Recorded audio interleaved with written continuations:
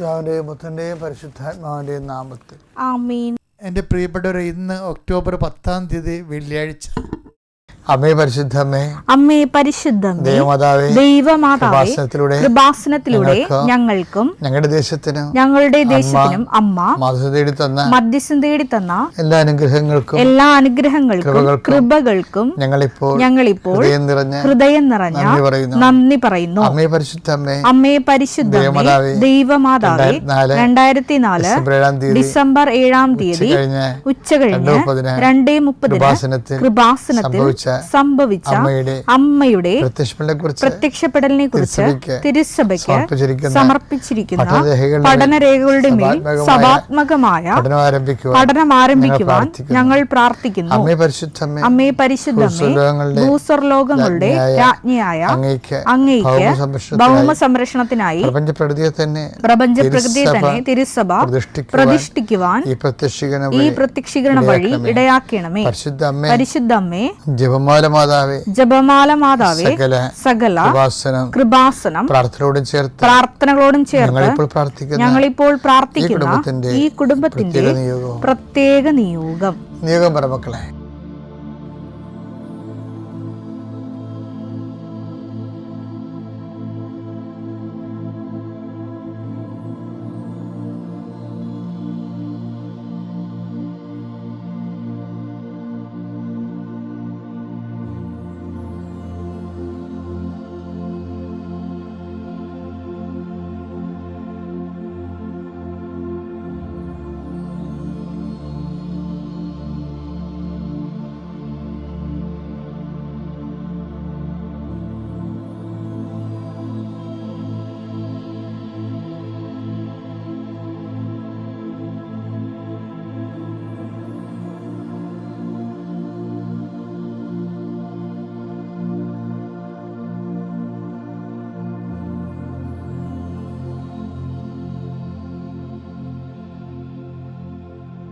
അമ്മയുടെ പ്രത്യക്ഷീകരണത്തിന്റെ ഈ അനുഗ്രഹവേളയിൽ ഞങ്ങൾക്ക് സാധിച്ചു തരുവാൻ കനിയണമേ. ആമേൻ. വിശ്വാസ പ്രമാണം.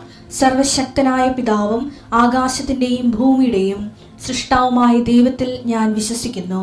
അവിടുത്തെ ഏകപുത്രനും ഞങ്ങളുടെ കർത്താവുമായ ഈശോമിശിഹായിലും ഞാൻ വിശ്വസിക്കുന്നു. ഈ പുത്രൻ പരിശുദ്ധാത്മാവിനാൽ ഗർഭസ്ഥനായി കന്യകാമറിയത്തിൽ നിന്ന് പിറന്ന് പൊന്തിയോസ് പീലാത്തോസിന്റെ കാലത്ത് പീഡകൾ സഹിച്ച് കുരിശിൽ തറയ്ക്കപ്പെട്ട് മരിച്ച് അടക്കപ്പെട്ട് പാതാളങ്ങളിൽ ഇറങ്ങി മരിച്ചവരുടെ ഇടയിൽ നിന്ന് 3-ാം നാൾ ഉയർത്ത് സ്വർഗത്തിലേക്ക് എഴുന്നള്ളി സർവശക്തിയുള്ള പിതാവായ ദൈവത്തിന്റെ വലതുഭാഗത്തിരിക്കുന്നു. അവിടെ നിന്ന് ജീവിക്കുന്നവരെയും മരിച്ചവരെയും വിധിക്കുവാൻ വരുമെന്നും ഞാൻ വിശ്വസിക്കുന്നു. പരിശുദ്ധാത്മാവിലും ഞാൻ വിശ്വസിക്കുന്നു. വിശുദ്ധ കത്തോലിക്കാ സഭയിലും പുണ്യവാന്മാരുടെ ഐക്യത്തിലും പാപങ്ങളുടെ മോചനത്തിലും ശരീരത്തിന്റെ ഉയർപ്പിലും നിത്യമായ ജീവിതത്തിലും ഞാൻ വിശ്വസിക്കുന്നു. ആമേൻ. സുഖസ്ഥനായ ഞങ്ങളുടെ പിതാവേ, അങ്ങയുടെ നാമം പൂജിതമാകണമേ. അങ്ങയുടെ രാജ്യം വരണമേ. അങ്ങയുടെ തിരുമനസ് സ്വർഗത്തിലെ പോലെ ഭൂമിയിലും ആകണമേ. അന്നു വേണ്ടുന്ന ആഹാരം ഇന്ന് ഞങ്ങൾക്ക് തരണമേ. ഞങ്ങളോട് തെറ്റ് ചെയ്യുന്നവരോട് ഞങ്ങൾ ക്ഷമിക്കുന്നത് പോലെ ഞങ്ങളുടെ തെറ്റുകൾ ഞങ്ങളോടും ക്ഷമിക്കണമേ. ഞങ്ങളെ പ്രലോഭനത്തിൽ ഉൾപ്പെടുത്തരുതേ, തിന്മയിൽ ഞങ്ങൾ രക്ഷിക്കണമേ. ആമേൻ. നന്മ നിറഞ്ഞ മറിയമേ, സ്വസ്തി. കർത്താവ് അങ്ങയുടെ കൂടെ സ്ത്രീകളിൽ അങ്ങ് അനുഗ്രഹിക്കപ്പെട്ടവളാകുന്നു. അങ്ങയുടെ ഉദരത്തിൻ ഫലമായി ഈശോ അനുഗ്രഹിക്കപ്പെട്ടവനാകുന്നു. പരിശുദ്ധ മറിയമേ, തമ്പുരാന്റെ അമ്മേ, പാപികളായ ഞങ്ങൾക്ക് വേണ്ടി ഇപ്പോഴും ഞങ്ങളുടെ മരണസമയത്തും തമ്പുരാനോട് അപേക്ഷിക്കണമേ. ആമേൻ. കർത്താവിന്റെ ഉന്നതമായ നാമത്തെ സ്വസ്ഥം ചെയ്യുന്നു. കർത്താവ് ഇന്നത്തെ എഴുത്തുകുത്തുകൾ അങ്ങയുടെ തിരുസനെ സമർപ്പിച്ച് പ്രാർത്ഥിക്കുന്നു. പ്രമാണം ചെയ്യുന്നവരുണ്ട് ഈശോയെ, ഭാഗോടമ്പടി ചെയ്യുന്നവരുണ്ട് ഈശോയെ, സ്ഥലം അളക്കാൻ പോകുന്നവരുണ്ട്, അതിർത്തി തർക്കം ഉണ്ടാകുന്നവരുണ്ട് ഈശോയെ, അവിടെയെല്ലാം സങ്കടപ്പെടുന്നവരുണ്ട്. എന്ത് കാര്യത്തിലാണോ എൻ്റെ ദൈവപൈതലെ നീ സങ്കടപ്പെടുന്നത്, അവിടെ നിൻ്റെ കൂടെ മാലാഖയും പരിശുദ്ധ അമ്മയും കൂടെ ഉണ്ടാകും. കർത്താവ് സെൻഡ് ചെയ്യണതാണത്. നീ ധൈര്യമായിട്ട് പോകാം. എപ്പോൾ പോകുമ്പോഴും പ്രാർത്ഥിച്ചുകൊണ്ട് നിൽക്കണം. കാര്യങ്ങൾ വൈരാഗ്യം മൂർച്ഛിച്ച് വരുമ്പോൾ ഈ രാജ്യത്ത് നിയമമുണ്ടെന്ന് നീ ഓർത്ത് അതിനെ നീ വിധേയപ്പെടണം.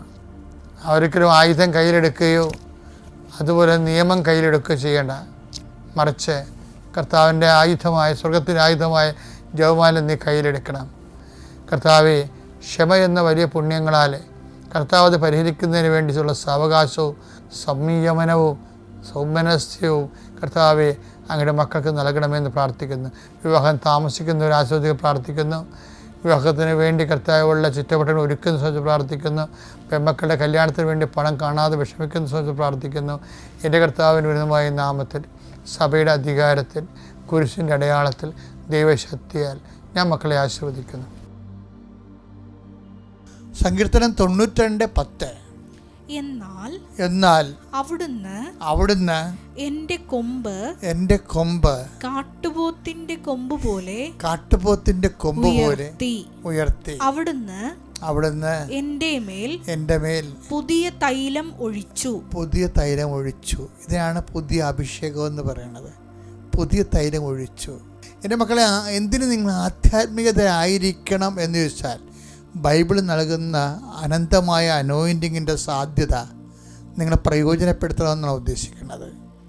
ഓരോ പ്രഭാതത്തിലും ഇപ്പോൾ വിലാപങ്ങളുടെ 3:23 കൂടെയാണ് ശരിക്കും പറഞ്ഞാൽ ഈ സങ്കീർത്തനം 92:10 കൂട്ടുവെക്കേണ്ടത്. എന്താ കാര്യം? വിലാപം എന്താ പറയുന്നത്? ഓരോ പ്രഭാതത്തിലും അവിടെ നിനക്ക് പുതിയ സ്നേഹം തന്നു. എങ്ങനെയാണ്? അവിടുന്ന് പുതിയ അഭിഷേകം എന്നിൽ തൈലം ഒഴിച്ചു എന്ന് പറഞ്ഞു വെച്ച് കഴിഞ്ഞാൽ, നമ്മളിപ്പോൾ ചെയ്തിരിക്കുന്ന ജോലി, ഇപ്പോൾ എല്ലാ മനുഷ്യൻ്റെ ഏറ്റവും വലിയ പ്രശ്നം ബോറല്ലേ? എല്ലാവരും എന്തുകൊണ്ടാണ് ഔട്ട്പുട്ട് കുറയുന്നു എന്നൊക്കെ പറയുന്നതിൻ്റെ കാര്യം, കുറച്ച് കഴിയുമ്പോൾ ഇങ്ങനെ ഡൗൺ ആകും. ഇപ്പോൾ കോർപ്പറേറ്റുകളൊക്കെ എന്താ ചെയ്യിക്കണത്? കോർപ്പറേറ്റുകളൊക്കെ ആൾക്കാരെ കൊണ്ട് പണി ചെയ്യിക്കണായിട്ടില്ലേ? ടൈയൊക്കെ കെട്ടിക്കൊടുത്ത് അവരുടെ സ്റ്റാറ്റസൊക്കെ വർദ്ധിച്ചെന്ന് അവരെ കൊണ്ട് ബോധ്യപ്പെടുത്തിയിട്ട് വല്ല 10-12 രൂപ കൊടുക്കും. ഭയങ്കര കഷ്ടപ്പാടാണ് അത്. സ്റ്റാൻഡേർഡായിട്ടൊക്കെ വന്ന് ഇറങ്ങാം, ഒക്കെ കുഴപ്പമൊന്നുമില്ല. അതായത് പക്ഷേ എന്താ പ്രശ്നം വെച്ചാൽ, 11 മണിയാകുമ്പോൾ അവർക്ക് ചിക്കൻ കൊടുക്കും, ഒരു ജ്യൂസും കൊടുക്കും, ഒരു ചിക്കൻ ഫ്രൈയും കൊടുക്കും, ഒരു ജ്യൂസും കൊടുക്കും അല്ലേ? അപ്പം നമ്മളൊക്കെ വെൽ ട്രീറ്റഡ് എല്ലാവരും അങ്ങനെയാണല്ലോ പറയണത്. വെൽ ട്രീറ്റഡ് എന്തിനാണ് വീട്ടിൽ വെൽ ട്രീറ്റ് ചെയ്യണത്? എന്തിനാണ്? ഇവൻ ചായ കുടിക്ക് പോകാതിരിക്കാൻ വേണ്ടിയാണ്. ഇവൻ ചായ കുടിച്ച് പോയാൽ പിന്നെ 1/2 മണിക്കൂർ പോവുകയെ. ഇവന് കൊണ്ടുവന്ന ഈ സാധനം മുമ്പിൽ കൊടുത്തു കഴിഞ്ഞാൽ ഇവൻ പോകത്തില്ല. 30 മിനിറ്റ്സ് 30 മിനിറ്റിന് പകരം 5 മിനിറ്റ് കൊണ്ട് ആ ചാപ്റ്റർ ക്ലോസ് ചെയ്യും. ബാക്കി 25 മിനിറ്റ് കോർപ്പറേറ്റിന് ലാഭമാണ്. പക്ഷേ എന്നാലും സെയിം വർക്ക് തന്നെ ചെയ്തുകൊണ്ടിരിക്കണമെങ്കിൽ ഇവന് ബോറടിക്കും. അവനെന്ത് ചെയ്യും? ടേബിൾ ചേഞ്ച് ചെയ്ത് കൊടുക്കും, എന്നിട്ട് സ്റ്റാർ കൊടുക്കും. ശമ്പളം വല്ല 10-50 രൂപ അല്ലെങ്കിൽ 5000 രൂപയൊക്കെ കൂട്ടി കൊടുക്കുകയുള്ളൂ. പക്ഷേ എന്ത് ചെയ്യും? ബോറ് മാറ്റാൻ വേണ്ടി അവൻ്റെ വർക്കിംഗ് ഔട്ട്പുട്ട് നോക്കിയിട്ട് അസസ് ചെയ്തിട്ട് പുതിയ ടേബിളേ കൊടുക്കും. പുതിയ ടേബിളും പുതിയ ആംബിയൻസ് ക്രിയേറ്റ് ചെയ്ത് കൊടുക്കും. ഇപ്പോൾ ചില ആൾക്കാരെ പറയുന്നത് 7 മാസം കൂടുമ്പോൾ മുറിയല്ല. ഇപ്പം ഞാൻ എൻ്റെ മുറികൾ 7 മാസം കൂടുമ്പോഴൊക്കെ മാറാറുണ്ട്. അതെന്ന് വെച്ച് കഴിഞ്ഞാൽ എനിക്ക് എപ്പോഴും എഴുതുമ്പോൾ സെയിം സിറ്റുവേഷൻസ് വരുമ്പോൾ എഴുത്തിനെ ബാധിക്കാതിരിക്കാൻ വേണ്ടി ചെയ്യണതാണ്. ഒരു ചെറിയൊരു ആൾട്രേഷൻസ് വരുത്തും. കാര്യം എൻ്റെ പുസ്തകങ്ങൾ എനിക്ക് അവിടെ ഇവിടുന്നൊക്കെ എടുക്കണമല്ലോ. അപ്പോൾ ഏറ്റവും അത്യാവശ്യമുള്ള പുസ്തകങ്ങൾ അടുത്ത് വെക്കാൻ വേണ്ടി ഞാൻ ചിലപ്പോൾ റീഅറേഞ്ച് ചെയ്യും. ബോറിൻ്റെ പ്രശ്നമല്ലത്. പക്ഷേ എന്നാലും ശരി, മനുഷ്യൻ്റെ മനസ്സിൽ ഇങ്ങനെ ഒരു പ്രശ്നങ്ങളുണ്ട്. ഒരാളെ കാണുമ്പോൾ ബോറടിക്കുക, സ്നേഹം കൊടുത്ത് കുറഞ്ഞു പോകണമെന്ന് പറഞ്ഞിട്ട് സ്നേഹം കുറഞ്ഞിട്ടൊന്നുമല്ല. കാര്യം ഈ ബോറെന്നുള്ള സംഭവം വർദ്ധിക്കുന്നത് കൊണ്ടാണ് മറ്റുള്ളവർക്കൊരു മൊണോട്ടണസ്സായിട്ടൊക്കെ തോന്നുന്നത്. പക്ഷേ ആധ്യാത്മികതയിൽ ഉണ്ടാകുമ്പോൾ നമ്മളെ സംബന്ധിച്ചിടത്തോളം ഇതിൻ്റെ പാക്കേജ് കൂടി ഇട്ടുകൊണ്ടാണ് ദൈവം സൃഷ്ടികൽപ്പന ചെയ്തിരിക്കുന്നത്. അതാണ് ഓരോ പ്രഭാതത്തിലും പുതിയ കാഴ്ചപ്പാട്. നമ്മുടെ കുഞ്ഞുങ്ങളെയും ഒക്കെ പുതിയ കണ്ണുകൊണ്ട് നമ്മൾ കാണും. അതുപോലെ നമ്മൾ ചെയ്തുകൊണ്ടിരിക്കുന്ന വിഷയങ്ങൾ തന്നെ, നീ ഇപ്പോൾ ഒരു ജോലിക്കാരനാണെന്ന് വിചാരിച്ചോ, ആ ജോലിയിലൊക്കെ ഓരോരോ പുതിയ ത്രില്ലുകൾ തന്നുകൊണ്ട് അപ്പം നിങ്ങൾ ചോദിക്കും, അതിനെന്താ ചെയ്യേണ്ടതെന്ന് ചോദിച്ചു കഴിഞ്ഞാൽ, അതിന് ചെയ്യേണ്ട ഒന്നാമത്തെ കാര്യം എന്ന് പറഞ്ഞാൽ ഈശോയുടെ ഈ ആത്മാവ് ഇവനെ നയിച്ചുകൊണ്ട് പോകണമെന്ന് പറഞ്ഞില്ലേ, ഇവനൊരു നല്ല സ്റ്റാറ്റസ് കൊടുത്തിട്ടാണ് ഇവനെ ആത്മാവ് കൊണ്ടുപോകണത്. നമ്മളത് വായിച്ചതാണല്ലേ, അല്ലെ ഈ ദിവസം കണ്ടതല്ലേ അത്. അതായത് ഇതിനെ ഈശോ ശാന്തമായിട്ടാണ് ഈ വിഷയത്തെ അക്സെപ്റ്റ് ചെയ്യണത്. ശാന്തമായിട്ട് മരുഭൂമിയിലേക്കാണല്ലോ പോണത്. അവിടെ ചെല്ലുമ്പോൾ ഇനിയും വല്ലാത്ത പെടുമരണമായിരിക്കുക. അപ്പോഴെല്ലാം ഞാൻ ആദ്യം നേരത്തെ പറഞ്ഞിട്ടുള്ള must we not sorrow to take sorrow to, അത് ജോബിൻ്റെ കാറ്റഗറിക്കൽ ക്വസ്റ്റ്യനാണ്. ഈശോ ജോർദാൻ നദിയുടെ സാന്ത്വല സമതലങ്ങളിൽ നിന്നും വിശ്രാന്തി അരുളുന്ന നിശ്ചലമായ ജലാശയത്തിൽ നിന്നും ആത്മാവ് അവനെ മരുഭൂമിയിൽ കൊണ്ടുവരുമ്പോൾ ഹി വാസ് കൂൾ ഡൗൺ. ശബ്ദമായിരുന്നു ആ വിഷയത്തെക്കുറിച്ച്. എന്ന് വെച്ച് കഴിഞ്ഞാൽ കാലാവസ്ഥ ഭേദങ്ങളിൽ ഒരു വ്യക്തി കൈവരിക്കുന്ന സുവിശേഷ വിഹിതമായ സംയമനം, അത് ദൈവം കൗണ്ട് ചെയ്യണതാണ്. അഭിഷേകത്തിൻ്റെ അടിസ്ഥാനം അതാണ്.